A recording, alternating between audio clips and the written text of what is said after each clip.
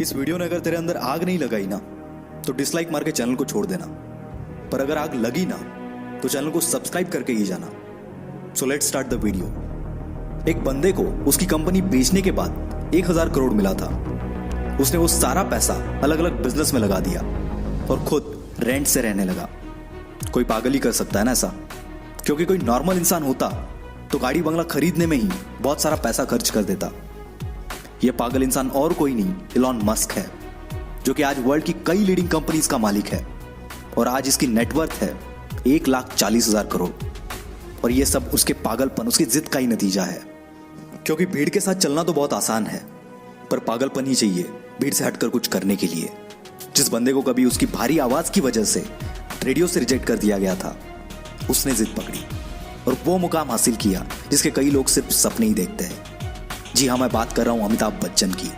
उनकी पहली superhit movie जंजीर आने से पहले उनकी 17 मूवीज फ्लॉप हो चुकी थी, फिर भी उन्होंने अपनी जिद नहीं छोड़ी और आखिरकार कामयाबी को भी उनके जिद के आगे झुकना पड़ा। विराट कोहली का भी एक ऐसा ही किस्सा है, जो कि क्रिकेट के लिए उसका पागलपन, उसकी जिद को बयां करता है।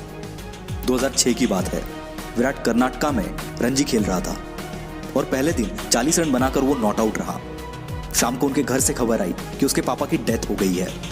सबने एक्सपेक्ट किया कि विराट तुरंत घर के लिए निकलेगा।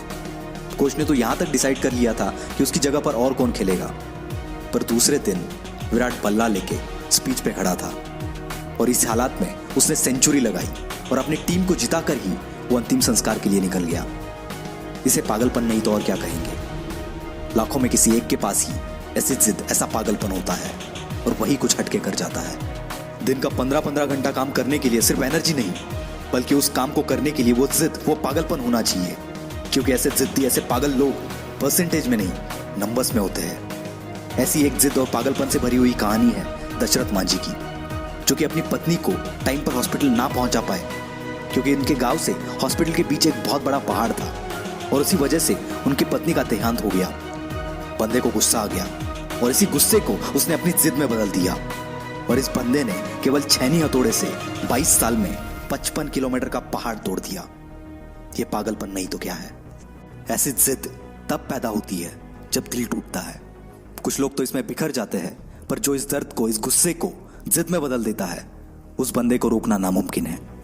वो पागलपन ही है जब लोग ट्रिप्स प्लान कर रहे होते हैं और कोई बंदा अपना एम्पायर खड़ा करने के लिए प्लान्स बना रहा होता है। जब सब नौकरी ढूंढने के चक्कर में होते हैं, तब कोई पागल नौकरी देने की सोचता है और ऐसे ही पागल आगे जाके बिल गेट्स, स्टीव जॉब्स बनते हैं। ये पागल सक्सेस के लिए हमेशा भूखे होते हैं, ये कभी सेटिस्फाई नहीं होते। यही पागलपन, यही जिद, ये ना तो इन्हें सोने देती है और ना ही रुकने देती है। एक जिद्दी इंसान कभी भी शांत नहीं बैठेगा, 1000 बार फेल होगा वो, पर उसकी जिद, उसका पागलपन उसे और एक बार ट्राई करने पर मजबूर करेगा। और ये तब तक मजबूर करेगा जब तक सफलता इसके सामने घुटने ना टेक दे। और यही पागल इंसान, यही जिद्दी इंसान इतिहास बना देता है। यकीन नहीं आता तो हिस्ट्री उठाकर देख लो।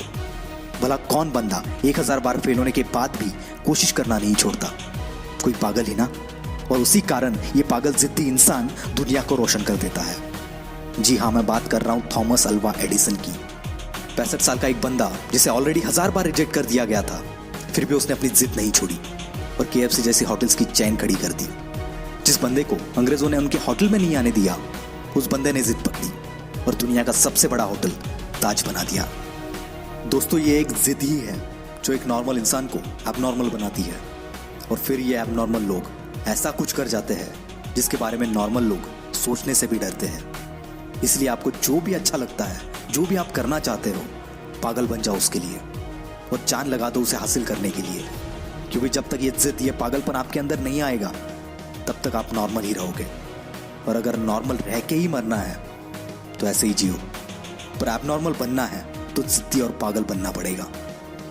वीडियो अच्छा लगा तो ही लाइक करना, शेयर करना और हमसे जुड़ने के लिए नीचे वाले लाल बटन को दबाकर चैनल को सब्सक्राइब जरूर करना। This is will power star signing off for the day.